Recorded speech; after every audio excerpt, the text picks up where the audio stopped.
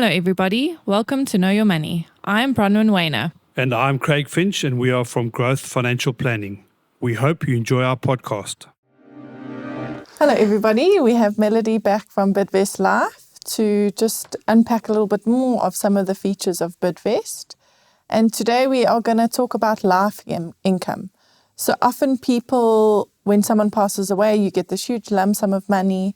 And as we've spoken in previous episodes, there's so much emotion around all of that. And to get that lump sum can really not always be beneficial. So what Bidvest has is you receive an income instead of the lump sum amount. So thank you for being here, Melody. Maybe you want to unpack that part. Absolutely. I am a very big believer in life income. When I was still an advisor in my previous life, my starting point with every single client was estate planning. Get a will in place. Yep. Where are the gaps? And then, let's see what we can do to fill those gaps. And I think life income is a really great benefit that helps with that. Now, as long as insurance has been around, the most sold benefit in the market is life lump sum, life cover that pays as a lump sum. I think about just over 70% of all the benefits sold in the industry is life lump sum. Nothing wrong with life lump sum. Absolutely, there's a need for it. There are lots of once-off big expenses, paying off the bond, making sure your family still have a roof over their head, estate duties, CGT, all that sort of stuff. So there absolutely is a need for life cover. That being said, however, there are some risks involved with leaving a big lump sum to beneficiaries. We all know the Lotto effect. When someone gets a windfall, and even those of us in this industry who should know better, when we get free money, you go and spend it and pay off things and go on holidays and buy gifts or whatever. And then when there's a little bit left over, you go, oh, I should probably invest some of this, to take care of myself. And the reality is that very often those beneficiaries don't come back with that lump sum. If they do come back with that lump sum, obviously you're going to invest it. Hopefully they're going to make good investment choices and advisors are going to guide them. But there's always the risk of things happening in the market that you don't account for, like 2008 when the bubble burst and the real estate markets and everything crashed. 2020 when the pandemic happened, we couldn't have predicted any of that. So we couldn't have predicted that investment returns would have plummeted in those years. So those are the things we need to take into consideration when planning for our clients. So what a life income benefit does is it pays a monthly amount to the beneficiary for a set period of time, for however long it is that life insured wants to make sure that particular beneficiary is taken care of. So whether you're leaving it to your children, to your spouse, to your parents, to your business partner, life income just ensures that there's a monthly income coming in every single month, and life can just carry on the way it was before that person passed away. So there's a term you would establish on the underwriting or the quotation stage that you'd like to leave X amount per month to your wife for the next 15 years. Yes, absolutely. And then you work the premium, so you can have both. You can have a combination. Settle the bond, settle the car with a lump sum, and then my wife needs an extra X amount per month. And so does my for daughter. 50, and so does my son, and whatever. Absolutely. And you can do that. Can Absolutely. you do more than one payment? You absolutely can. You can slice and dice it however you want. Okay. We always advocate for a combination of life lump sum and life income because the life lump sum is going to go and pay off the bond and debt and all of that, and then have the income benefit to take care of the monthly expenses. So you could leave a benefit to your spouse, as an example, for a fixed term, anywhere from 6 months to 20 years. Okay. So whenever you die, when you die, that benefit pays out for that amount, that term that you chose. You can leave it to a specific age. So if you're leaving it to your child, as an example, every parent is different. So we've got either 18, 21 or 24. So some parents are, once they're 18, they're out the house, they must sort for themselves. Others want to take care of them until they're done with varsity. You'll have that.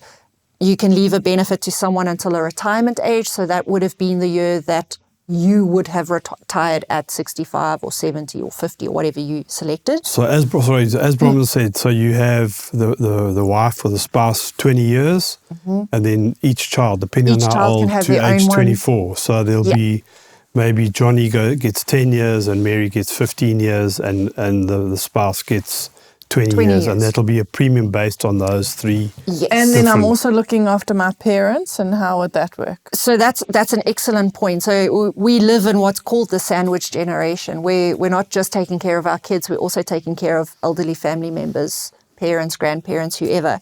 So we have a whole of life income benefit. And when we say whole of life here, we're meaning the whole of the beneficiary's life.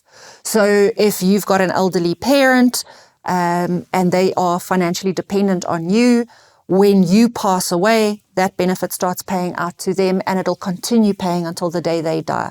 Whether that's at age 80 or 120, it doesn't That's really matter. good. They are taken care of on a monthly basis. You probably don't underwrite the parents. You just put an age there. So there is an element of gender and age and the likelihood Smoker of yeah. we don't look okay. we don't medically underwrite them. We don't Don't ask you? questions. Okay. We literally just gender and age. So for the benefits that go until a specific age, retirement age, child's age, or whole of life, there's an element of that in pricing. But for the fixed term ones, it's based on you as the life assured. Okay. A whole of life benefit, again, depending on how you use it, if I'm using it for my 80-year-old father, it's going to be fairly cheap, because the assumption is that he won't live past 90. But if I'm leaving a whole of life benefit to my 30-year-old spouse, as an example, I mean, that's potentially another 60 years of paying out. So that's going to be very expensive using whole of life in that Instead instance. of terms. So there you'd rather use a fixed term benefit or until a retirement age. And then do you have to prove that you are taking care of your parents? So do you have to prove that you're giving them 10,000 Rand a month? Not that I'm aware of. I haven't come across that question from an underwriting perspective. Is no. there a maximum of monthly cover that you can take up? The absolute maximum we allow is 150,000 Rand. So it also depends on, the multiples financials. of your financials and the multiples of salary. How much life cover are you allowed to have? Yeah. So we'll obviously, based on your finances, we'll say, look, in total, this is the present value amount of cover you can have across lump sum and income. And then you can slice and dice that however you want, as long as at the end of the day, you haven't gone over that. Can it escalate? Absolutely, it can escalate. You can have claims escalation. You can add the future cover protector to that as well. So as an example, my husband and I, we've got 2 kids. We've got a life income benefit in place for each one of them.